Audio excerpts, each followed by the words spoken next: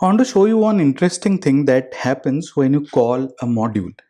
So I have created the module in module underscore package, as you already know, and we have this customer underscore operations, and in orders I created order underscore operations and I imported them as modules, and I did not write any code for product operations. I expect that you will complete the product underscore operations code. But what I want to show you here is that if you open customers, you find a folder dunder pycache dunder. And if I open orders, you'll find the same folder dunder pycache dunder. But if I open the products folder, there is no pycache folder. So what is happening here?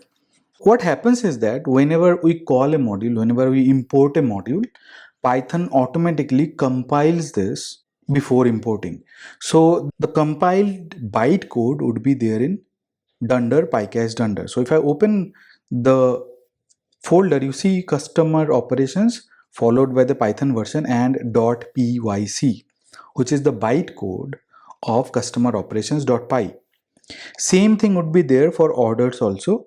So if you open dunder pycache dunder, order operations followed by the Python version and .pyc, which is basically the precompiled version of order operations.py. So whenever we import any module, by default Python compiles and creates the bytecode for the first time.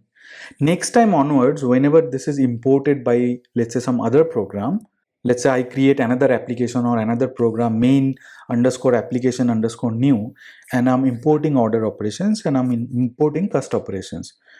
So that time Python will not precompile the code anymore because the precompiled version is already available as bytecode.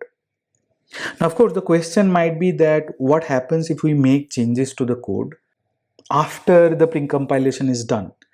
So Python is very intelligent in that way. So what it does is that it checks the timestamp or of the bytecode file versus the timestamp of the main program, meaning that it will check the last modified timestamp of order underscore operations.py and the created timestamp of order operations.pyc.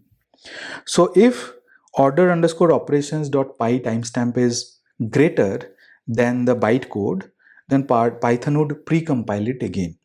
And we do not have to do any precompilation. But as I told you earlier that you can use the py underscore compile module to compile a program or precompile a program. So it's again a best practice to make sure whenever you are modifying your program or creating your program, you should precompile the program and keep it ready in dunder pycache dunder folder. So create a folder like this and precompile the module using py underscore compile.